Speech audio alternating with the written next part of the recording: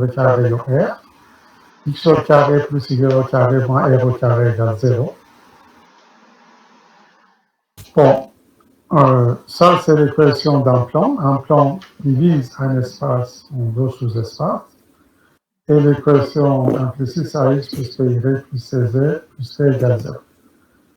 Dans chacun de ces cas, si vous mettez coordonnées d'un point dans l'équation concernée, ça montre la position du point par rapport à l'objet. Par exemple, pour le C qu'on avait vu, si c'est positif, c'est à l'extérieur, négatif à l'intérieur et 0 sur le cercle. Ici, c'est pareil.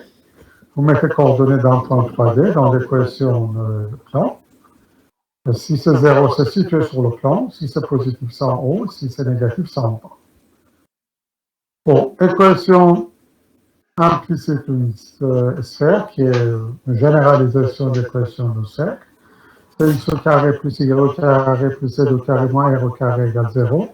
Pour une sphère située à l'origine avec un rayon R. Pareil aussi que pour le cercle ou d'autres objets. Vous mettez les coordonnées d'un point dans cette équation. Si c'est positif, c'est à l'extérieur. Si c'est 0, c'est sur la surface sphérique. Et si c'est négatif, c'est à l'intérieur donc de cette sphère. Alors, donc, utilisation de se déterminer l'appartenance, comme j'ai expliqué oralement. Bon, c'est l'exemple C que j'avais donné.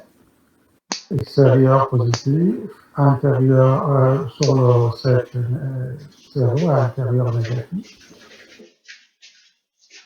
Bon, un exemple simple en 2D. Déterminer point d'intersection rayon qui est en droite avec l'équation implicite ax plus y plus égale 0. Un cercle avec l'équation implicite x au carré plus y au carré moins r au carré égale 0. Pour un cercle situé à l'origine avec rayon R. Effectivement, si on résout les deux équations, on a un premier, on va obtenir donc les points d'intersection. Ici, ce point existe. Bon, on avait vu en 3D, bon, sous un forme plus complet.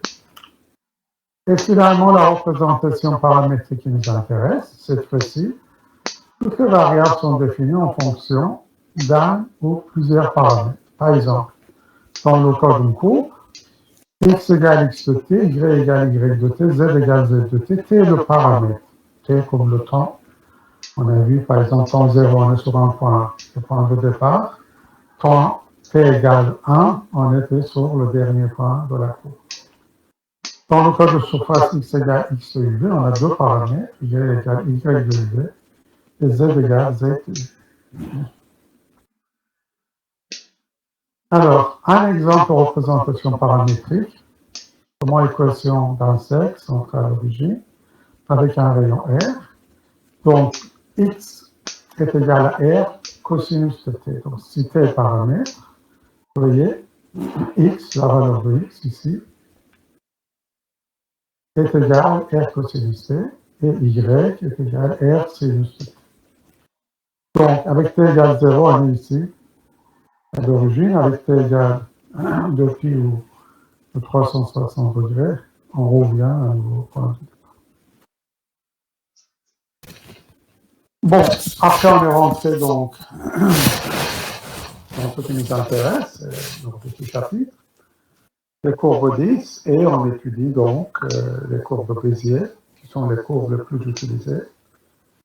Et on a vu les courbes quadriques de Bézier. Alors, une courbe est quadrique si c'est 2 degrés sur second degré. Et une telle courbe est définie par 3 points de contrôle, numérotés de 0 à 2, donc P0, P1, P2. On a constaté que la courbe passe par le premier point de contrôle, par le dernier point de contrôle, mais pas par le point P1.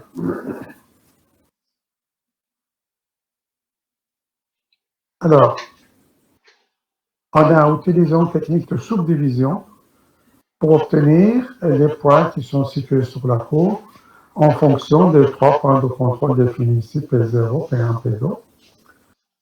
Alors, à chaque fois, on a pris un point au milieu, donc P01 est entre P0 et P1. P1 entre P1 et P2. Alors P01 et P1 sont des points intermédiaires. Ils ne sont pas situés sur la courbe. Et le point qui est entre les deux, Pn, est un point situé sur la courbe.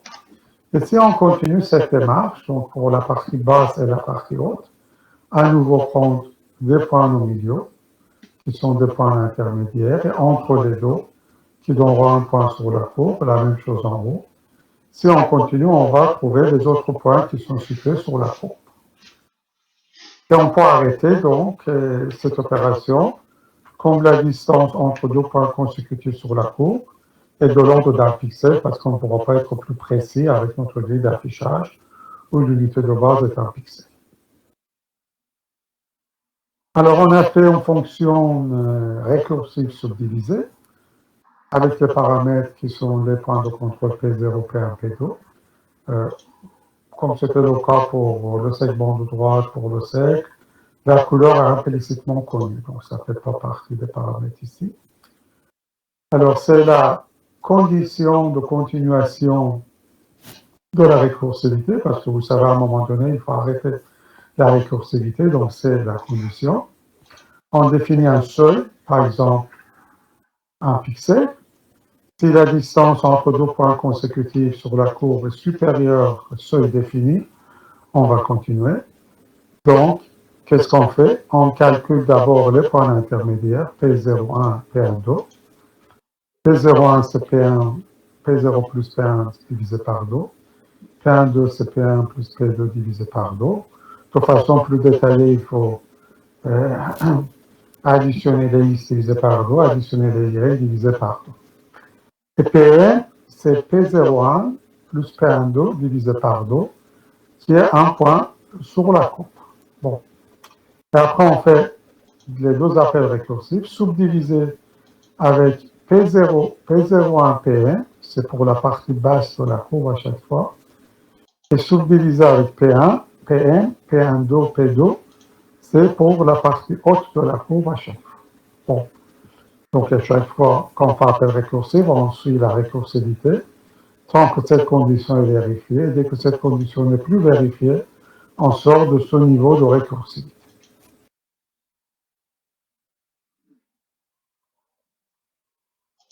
Bon. Alors, tous les nouveaux points de milieu, les points ici on a présentés en couleur, sont situés sur la courbe. Alors, on commence avec P. P, on a dit c'est P01 plus P12 divisé par 2.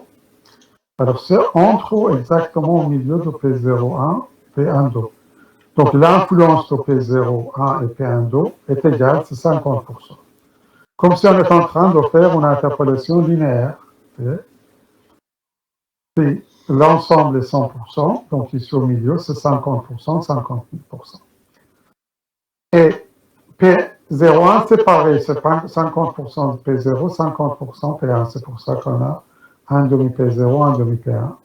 Pareil aussi pour P12, qui est 50% P1, 50% P2, un demi P1, un demi P2.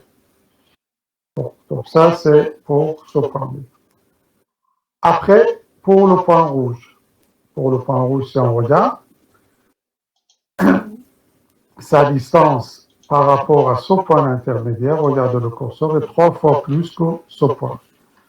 Bon, l'influence est l'inverse de distance, comme si on était en train de faire interpolation linéaire, c'est-à-dire l'influence de ce point est un tiers et l'influence de ce, c'est un quart, pardon, l'influence de ce point est un quart et l'influence de ce point est 3 quarts. Donc, le point rouge est défini par un quart de ce point, et ce point, c'est un quart de P1 et 3 quarts de P2. Il y a un quart de P1, 3 quarts de P2.